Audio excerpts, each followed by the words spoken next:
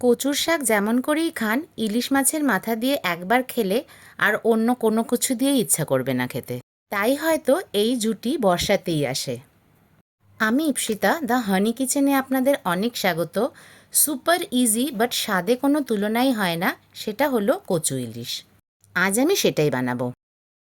আমি এখানে কালো কচু নিয়েছি, একটু ছোট করেই কেটে নিয়েছি। যেমন পুঁই শাক ছাড়ান তেমনই খোসার মতন থাকে এতে, এটা কিন্তু ছাড়িয়ে নিতে হবে। ওপরের পাটটা অল্প টান দিলেই খোসা ছেড়ে যাবে।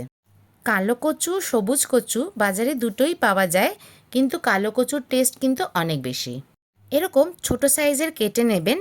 আমি আগে থেকেই বেশ অনেকটা কেটে নিয়েছি। কচু শাকের পরিমাণটা কিন্তু বেশ অনেকটা আপনাদেরকে নিতে হবে। যতটা পরিমাণ এখন দেখছেন, আমি এর আগে আরও দুবার সেম পরিমাণেরই কচু নিয়েছি। আপনারা দেখতে থাকলে বুঝতে পারবেন কেন। ভালো করে কচুগুলো ধুয়ে নেবেন যাতে কোনো ধরনের নোংরা না থাকে। প্রেসারে দিয়ে অল্প জল দেবেন। জাস্ট একটা সিটি হলেই বন্ধ করে দেবেন, পুরো ঠান্ডা হলেই খুলবেন। কচুটা সেদ্ধ হতে হতে সময় নষ্ট না করে ইলিশ মাছের মাথায় নুন হলুদ দিয়ে ভেজে নেব। সামান্য একটু কড়া করে ভাজবেন। সিটি খুলে দিলাম, দেখুন এক প্রেসার কুকার কচু থেকে কমে কোথায় চলে গেছে।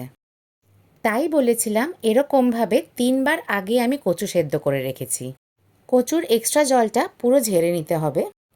এবার হাত দিয়ে খুব ভালো করে চেপে চেপে যতটা জল আছে এক্সট্রা পুরোটাই বার করে দিতে হবে।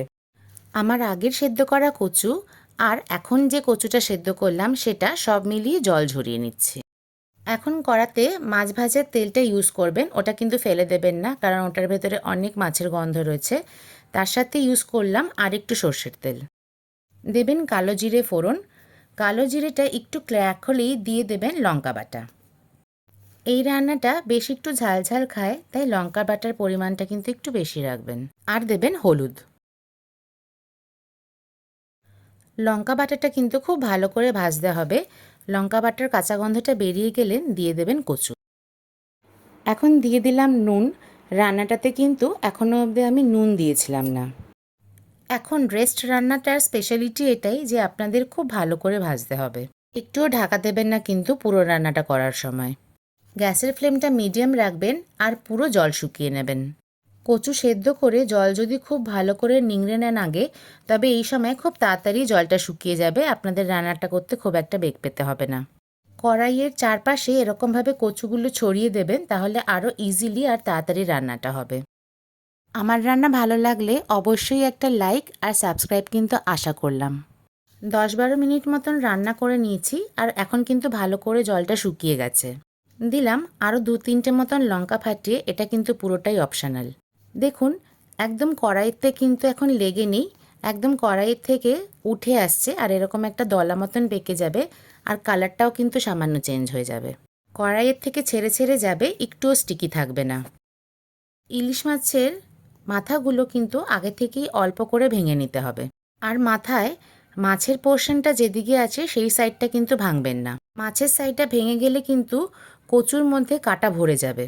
খাবার সময় খাওয়ার মজা কাঁটা বাছতে বাছতেই চলে যাবে। 1-2 মিনিট মতন একদম স্লো ফ্লেমে রাখবেন এই সময়, এতে মাছের গন্ধ কচুর সাথে মিশে যায়। এর চেয়ে কোনো ইজি রান্না কি আপনারা দেখেছেন? আপনারা কেমন করে খান প্লিজ জানাবেন। আমি অন্তত এটা জানি যে এটা নিরামিষ হয়, আর কেউ কেউ এটা চিংড়ি মাছ দিয়েও খেতে ভালোবাসে। আর কীরকমভাবে খাওয়া যায় আমাকে প্লিজ জানাবেন।